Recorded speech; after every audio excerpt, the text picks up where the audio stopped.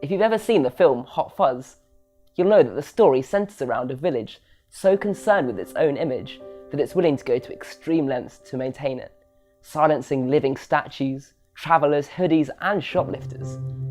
It's not uncommon to suppose that the church was equally concerned with its image and did the same thing in silencing stories about Jesus.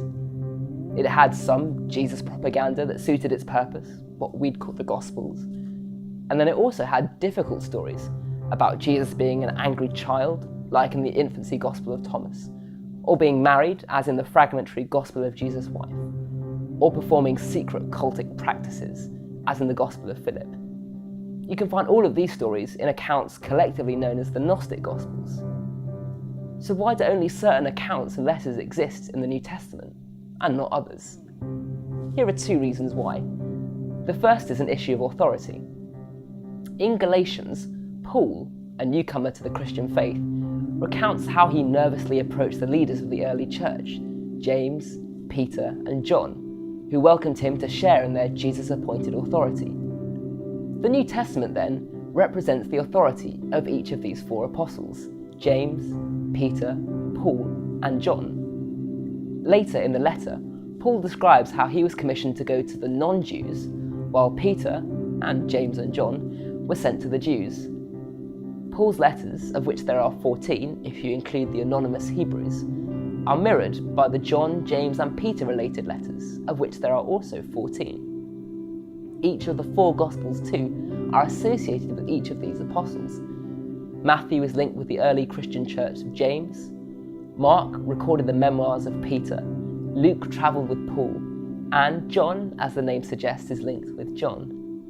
From the earliest Christian use of the accounts of Jesus, it was seen that anything that lay outside of this authority was not qualified to speak on behalf of the Christian message. The second issue is one of technology.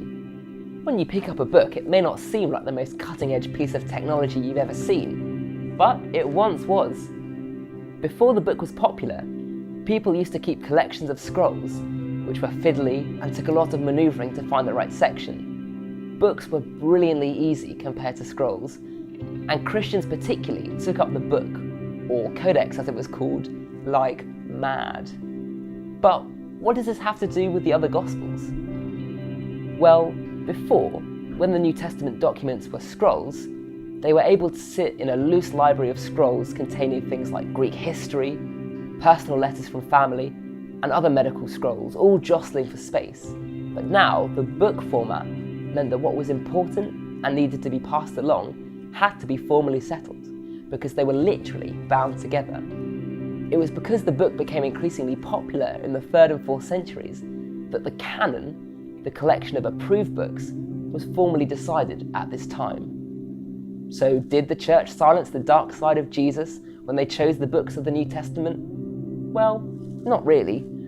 Rather, the canon is simply a picture of the earliest and most verified accounts of Jesus from widely known Christian leaders. The reason that they formalised the list in the 4th century was because Christians had an opportunity to create one object with everything in it, a piece of technology we now call the book.